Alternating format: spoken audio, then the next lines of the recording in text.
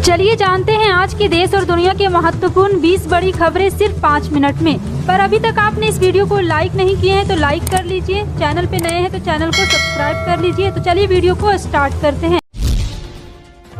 बता दें, बजट पेश होने में बस कुछ दिन बचे हैं। इस बार सरकार बजट में किसानों को बड़ा तोहफा दे सकती है। 2024 के आम चुनाव से पहले अपने आखिरी पूर्व बजट में सरकार पीएम किसान सम्मान निधि की राशि को 6,000 रुपये से बढ़ाकर 8,000 रुपये सालाना कर सकती है। सूत्रों के मुताबिक कृषि मंत्रालय की ओर से बजट में इस योजना को बेहतर बनाने की सिफारिश की गई है।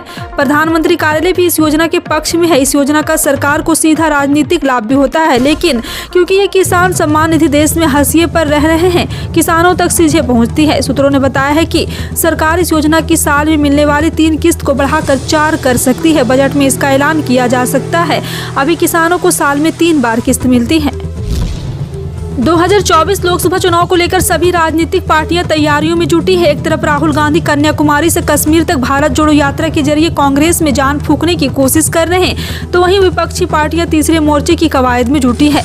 इस सब के बीच बीजेपी अपने 2024 मिशन को आगे बढ़ाने के लिए यूपी में मंथन कर रही है। इसको लेकर रविवार को बीजेपी प्रदेश कार्य समिति की बैठक शुरू हो गई है, जिसमें प्रदेश बीजेपी के तमाम संगठन प्रभारी अध्यक्ष, जिला अध्यक्ष समेत 700 पदाधिकारी शामिल हुए।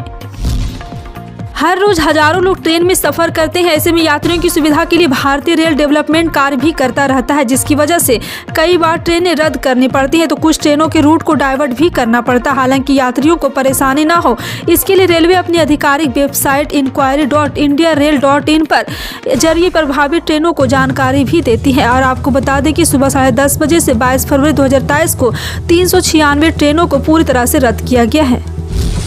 राजस्थान सरकार जल्द ही किसानों को खास तोहफा देने जा रही। कारण सरकार कम लागत और कम समय में कृषि क्षेत्र में फसलों की निगरानी करने और रसायनों के छिड़काव के लिए ड्रोन मुहैया कराने जा रही है। इसके लिए 2 साल में हायरिंग सेंटर पर करीब 1500 ड्रोन की व्यवस्था की जाएगी। इसका लाभ कम आय वाले किसान ले सकेंगे। अधिकारियों की माने तो इससे किसानों को बड़ा फायदा होगा। जो किसान एडवांस ड्रोन खरीद नहीं सकते, ऐसे किसानों को सरकार इन्हें किराए पर देगी। दिल्ली एनसीआर में शीतलहर का सितम कम होने के साथ ठंड से भले ही राहत मिल गई है, लेकिन प्रदूषण अभी बरकरार है। राष्ट्रीय राजधानी में 22 जनवरी की सुबह आसमान में धुंध और कोहरे की चादर देखने को मिली। हालांकि न्यूनतम तापमान में बढ़ोतरी दर्ज की गई। वहीं भारत मौसम विज्ञान विभाग के मुताबिक दिल्ली की हवा खराब श्रेणी में बनी हुई है। केंद्रीय प्रदूषण नियंत्रण बोर्ड के आंकड़ों के मुताबिक दिल्ली के आनंद विहार में सुबह 9 बजे के मुताबिक गुणवत्ता सूचकांक यानी एयर क्वालिटी इंडेक्स 450 दर्ज की गई। पहलवानों के आरोप और खेल मंत्रालय के एक्शन के बीच बड़ा सवाल अब यह उठ रहा है कि भारतीय कुश्ती फेडरेशन के अध्यक्ष बृजभूषण शरण सिंह का अगला दाव क्या होगा। क्या वो कुश्ती संघ के अध्यक्ष पद से इस्तीफा देंगे या पद न छोड़ने के अपने स्टैंड पर कायम रहेंगे। इस बात का फैसला उत्तर प्रदेश के अयोध्या में होने वाले कुश्ती संघ की कार्यकारिणी बैठक में हो सकता था। इस बैठक में बृजभूषण शरण सिंह ने अपना पक्ष कार्यकारिणी के सदस्यों के सामने रखने वाले थे। फिर उनके अध्यक्ष पर बने रहने या हटने पर चर्चा होने वाली थी। भारत में एक दिन में कोरोना वायरस संक्रमण के 140 नए मामले सामने आए। उपचाराधीन मरीजों की संख्या बढ़कर 1960 हो गई है। देश में कोरोना वायरस के सभी संक्रमितों की हुई लोगों की कुल संख्या बढ़कर 4,46,81,921 हो गई। केंद्रीय स्वास्थ्य मंत्रालय की ओर से रविवार सुबह 8 बजे जारी उद्यतन आंकड़ों के मुताबिक पिछले 24 घंटे में संक्रमण से मेघालय 1 तथा गुणवत्ता में 2 और मरीजों की जान जाने से देश में महामारी से मरने वालों की संख्या बढ़कर 5,30,763 हो गई है। उत्तराखंड के जोशीमठ में जमीन धंसने की घटना के कारण असुरक्षित इमारतों को गिराने का काम शनिवार को मौसम में सुधार के साथ शुरू हो गया। अधिकारियों ने बताया कि दरार वाली इमारत की संख्या बढ़कर 863 हो गई है। उन्होंने बताया कि जेपी कॉलोनी के निकट जल प्रवाह को घटाकर 136 LPM कर दिया गया है। आपदा प्रबंधन के सचिव रंजीत कुमार सिन्हा ने यहां संवाददाताओं से कहा है कि बिहार की राजनीति में सियासी बवाल मचा हुआ है। महागठबंधन में महाभारत के बाद कहा जा रहा था कि नीतीश कुमार एक बार फिर बीजेपी के साथ आ सकते हैं। पिछले कुछ दिनों से जेडीयू बीजेपी के खिलाफ नहीं बल्कि आरजेडी के खिलाफ हमलावर थी। इधर बीजेपी ने भी जेडीयू की तरफ से निशाना हटाकर आरजेडी की तरफ शिफ्ट कर दिया था। इसके बाद राजनीति के जानने वाले कह रहे थे नीतीश कुमार फिर बादल बदल सकते हैं। उन्होंने कहा है कि उपेंद्र कुशवाहा के बयान को भी इससे भी जोड़कर देखा जा रहा था, लेकिन अब एक बार फिर बीजेपी नीतीश कुमार पर हमलावर हो गई है। सोने में निवेश करने वाले निवेशकों के लिए अच्छी खबर आ रही। 26 जनवरी के बाद सोने के दाम में 1000 रुपये प्रति 10 ग्राम की तेजी देखने को मिल सकती है। इसका मतलब है कि सोने के दाम 57,000 रुपये के पार जा सकते हैं।